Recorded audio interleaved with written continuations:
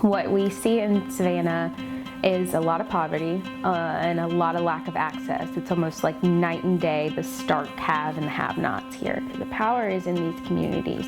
And if only they had the same access as some of their more fortunate counterparts, what could they be? How many doctors and lawyers and great thinkers fall through the cracks because nobody gave a shit? The farm truck started in 2013 as a project of the Forsyth Farmers Market. And the vision with the truck was to provide more access and provide a venue for the farmers to expand their sales of their products. The mission of the farmers market is to connect the farmers in the community and to create a sustainable food economy, a local food economy. As far as I know, it was started just like the farmers market by women who had this vision of providing access of fresh foods in a lot of neighborhoods in Savannah that don't have them. The farm truck wants to bridge that gap. There are very little things being done to help people gain access. My name is Lena Banks and I am the Farm Truck 912 manager. Lena is our farm truck manager and she actually does the day-to-day operations for the farm truck.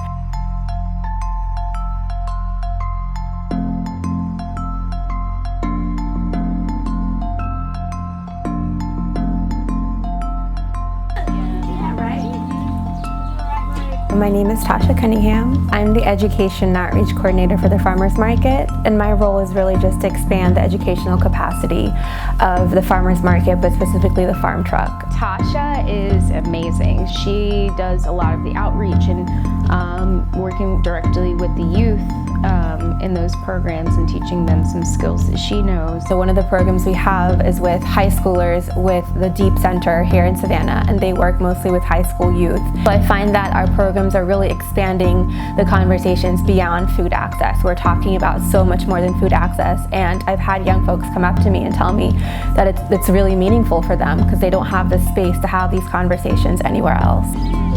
It's bad? Okay. Well, at least you tried it, right? Hey, what?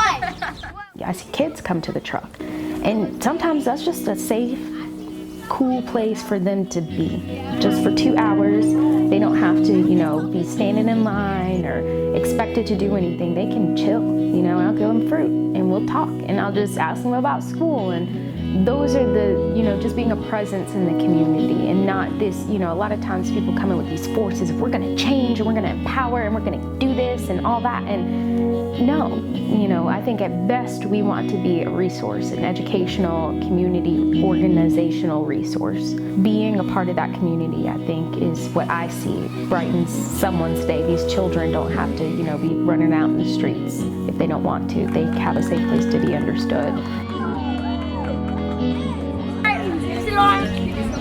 Okay, sweet. No, let me show you how goofy. Let me show you. Alright. People get excited when they get the nice vegetables, not the stuff that's been sitting in the grocery store. These are nice things that they were thought of when we were buying these things. Whenever I make orders, I think of what the people who come see me are going to want to eat. What might they try? What might be good this time of year?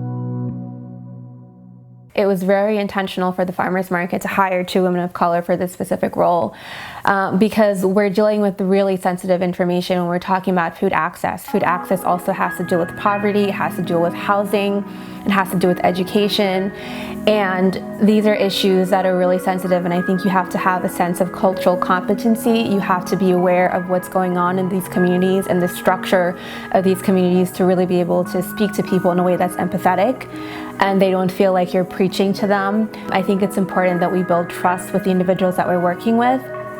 And a lot of these are people of color. It's easier for them to engage with us if we're someone that just looks like them. So there are still things that I have, there are my own privileges that I have that makes it difficult to connect with them, not because I'm a woman of color, means that I can just automatically go into this environment and they'll just embrace me, right?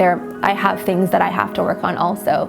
But it's just one way to disarm them and have a conversation where they feel it's a safe space to have women of color be a part of this conversation. Women of color, it's about time.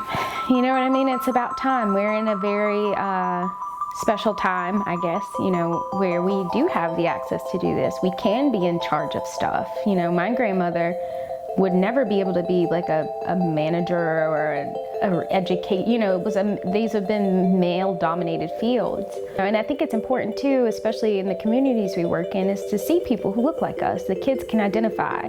I'm much more likely to listen to someone who I feel like has maybe experienced what I've experienced or knows what I may be going through, and there's a lot of distrust in some of these lower income communities, because why would they have any reason to trust anyone coming in with some program or any, entity? So trying to just make a presence in the community in that way.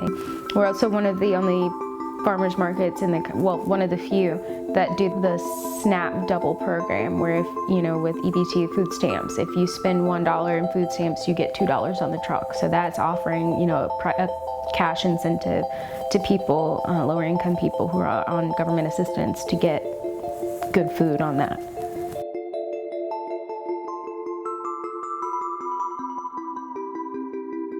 I always like to think of the farm truck as like the magic school bus when they go into the body in that episode, and like it's our vehicle into the community. It's our vehicle of access. Like, yes, we're selling fruits and veggies, and yes, that's important, but I want to be this educational resource.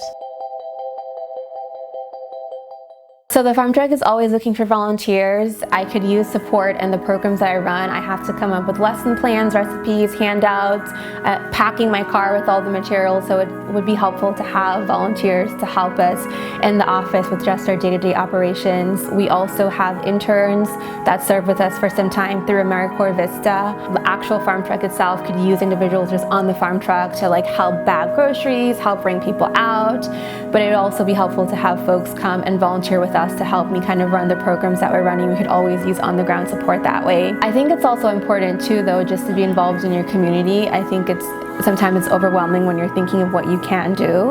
And so it doesn't have to necessarily be food, because again, food intersects so many other things. So whatever it is that someone is passionate about, I think just find a way to get involved locally, and eventually you'll have a larger impact.